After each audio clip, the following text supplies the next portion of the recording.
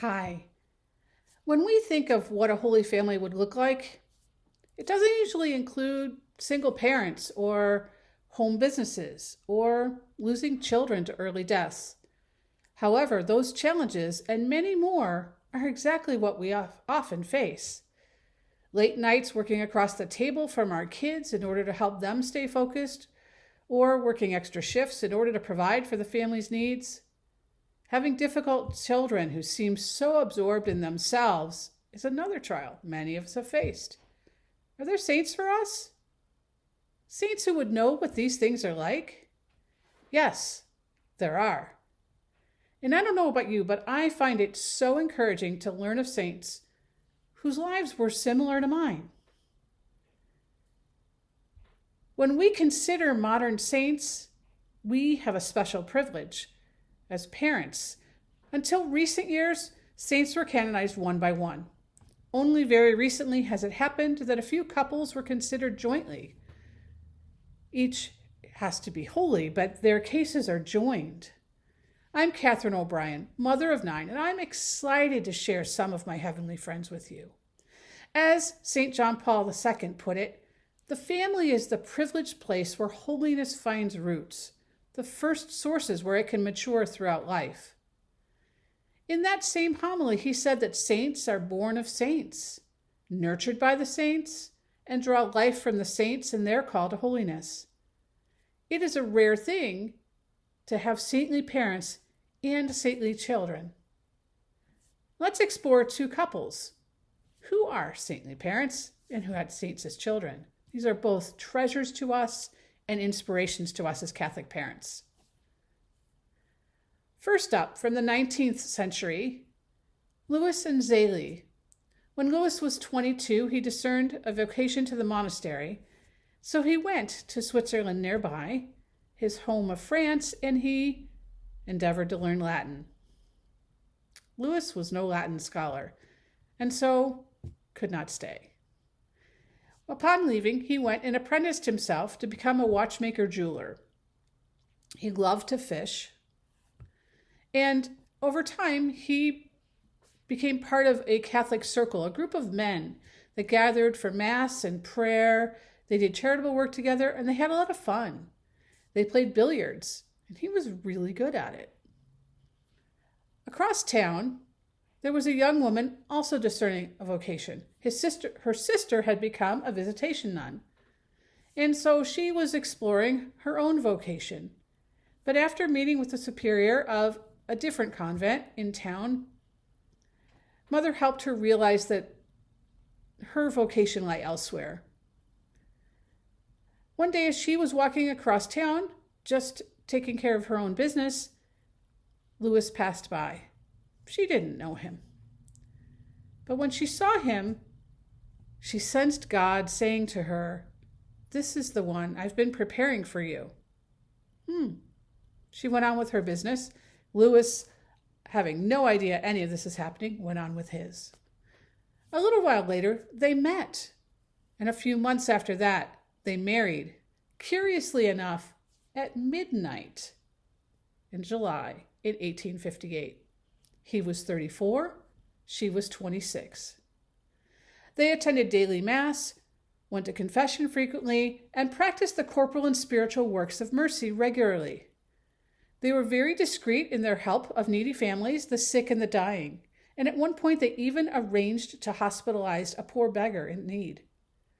Very early in their marriage, they took in the 5-year-old son of a widower they knew, who was struggling to care for his 11 children after having lost his wife.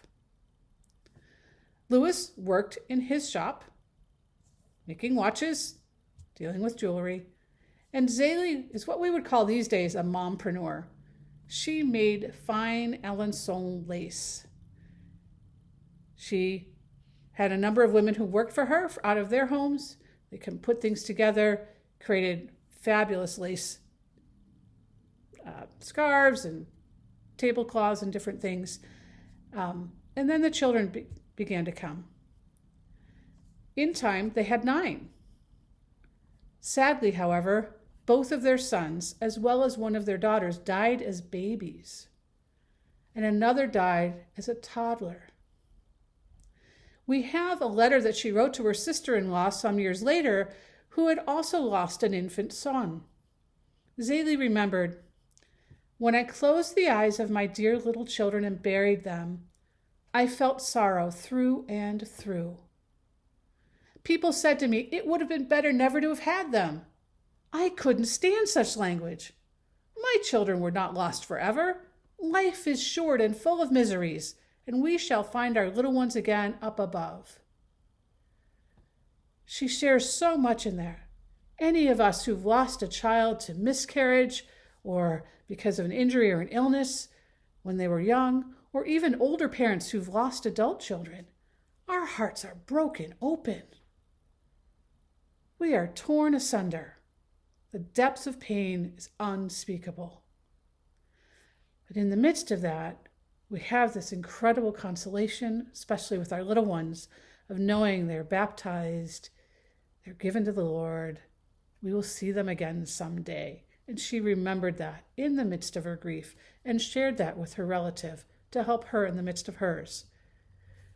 We see that the series of tragedies that Louis and Zélie went through intensified their love for one another and for their 5 remaining daughters. Life goes on. Business is growing, a lot of late nights getting things done, getting orders ready, and Louis eventually closes his shop and comes to work in her business because Zélie just had so much happening. It was wonderful times and difficult times. She developed breast cancer, though, and died when the oldest of the 5 girls was 16 and the youngest only 4. So here is Louis in his late 40s with 5 young girls. His heart is broken. He had hoped to have a son who'd be a priest. Both of his little boys were gone, and his beautiful, beloved wife also gone. But Zélie had taught the girls when they were little the morning offering of their hearts to the good God, the simple acceptance of daily difficulties to please Jesus.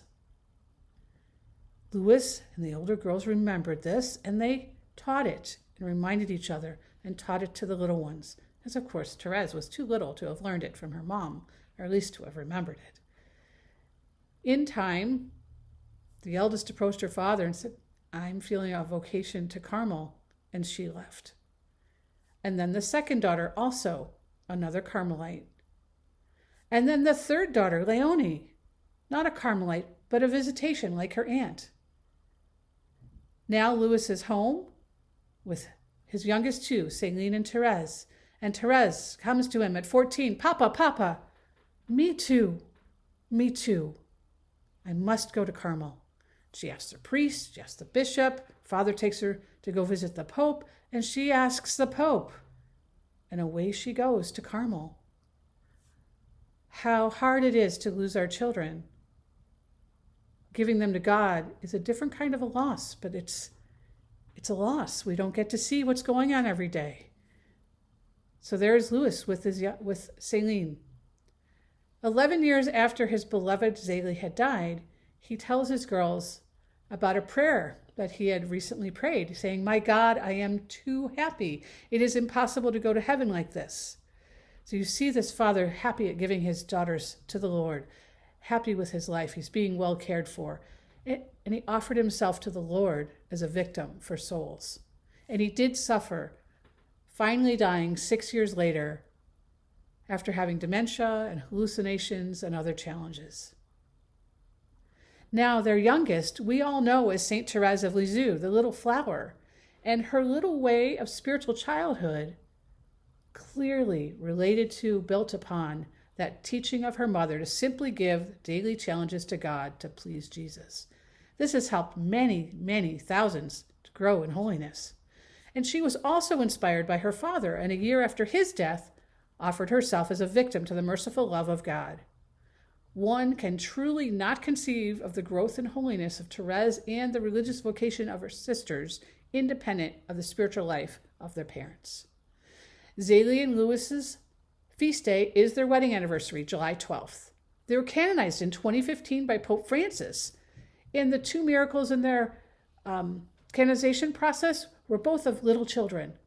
one who breathed in some meconium at birth and had a lot of respiratory problems, and another one who was prematurely born and had brain bleeds and serious heart problems.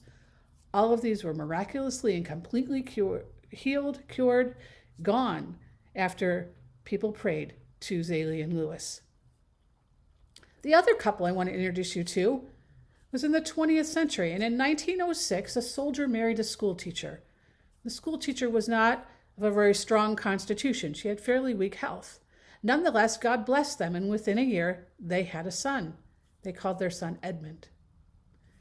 It was a long 10 years later until they welcomed a daughter, Olga. What joy, after such a long wait, to have a daughter.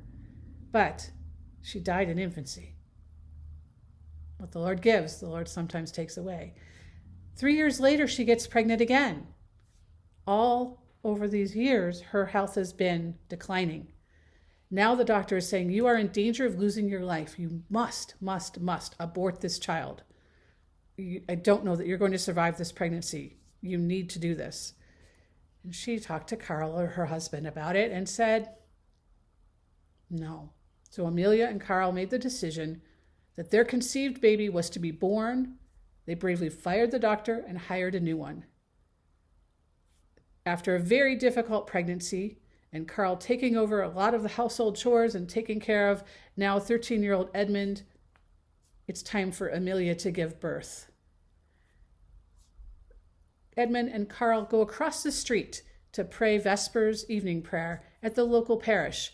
And after that, they're going to sing the Litany of Loretto with the other people there. Of course, Amelia knows this. During the Vespers, she gives birth to the baby, and she asks the midwife with her, open the window of my apartment. I want the first thing my child to hear to be the Song of Mary, the Litany of Loretto. So little Carl Jr., the first thing this child hears is a Song of Mary. She could no longer be a school teacher. Her health was not strong enough. So Amelia took in sewing and was a part-time seamstress. Her health continued to decline. Her liver was failing. Things were not good. She ultimately died a month before Carl turned 9. A year later, Edmund, now a doctor, generously serving patients with smallpox in an outbreak, also died. So now we have the 2 Carls alone, Carl Sr. and his 10-year-old son. They've lost a lot. Beloved wife, mother, the only girl in the family, and now big brother Edmund is gone. Carl Sr., all I have left is my young one. He retires from his military career early so he could dedicate himself to raising this young boy. The 2 Carls were inseparable. Little one went to school, came back. They were hiking, strolling, skiing, talking. Carl Sr. also had a very strong prayer life, and his many sorrows opened up immense spiritual depths, and his pain literally became his prayer. His prayer became very deep, very intense. And this seeing of his father, often in prayer, really impacted the young Carl. Later on, he would call it a domestic seminary. The Nazis came and invaded their hometown in Poland. Carl, like many of the young men, sent off to go work in the stone quarry. One day he came home when he was 20 and found his father had died of a heart attack while he was at work. He prayed next to his father's body all night, took care of the burial, and then pursued his vocation to the priesthood, eventually becoming Pope St. John Paul II, who was elected at the same time of day he was born and dedicated his papacy to Mary. The cause of Amelia and Karl Wojtyła is brand new. It was just opened in May 2020 in Krakow, 100 years after the birth of their last child, the one we call John Paul II. You can see so clearly what he learned. He taught so much about women, so much about the family. And he learned from, I think, what we would call maybe the negative space of having his mother not there, gone when he needed her as he's growing up. And then his ministry with young couples when he was a priest. And he could see the change in the men as they married and they became fathers. And they saw the wonderful gifts of a wife and a mother to them. Bringing all of this together in prayer and philosophy and everything else, we have amazing teachings on the dignity and vocation of women, the family, and we have him just being an amazing example of someone giving himself to Mary as well.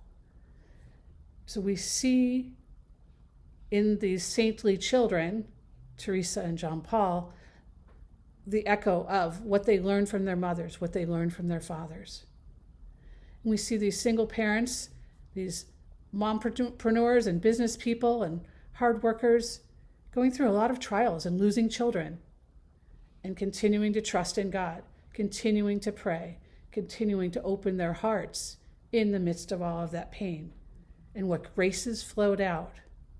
So like these parents, we are called to accept the trials of life, to simply give those to the Lord, to walk forward in faith and joy, to surrender ourselves to God, and to spend time consistently in prayer.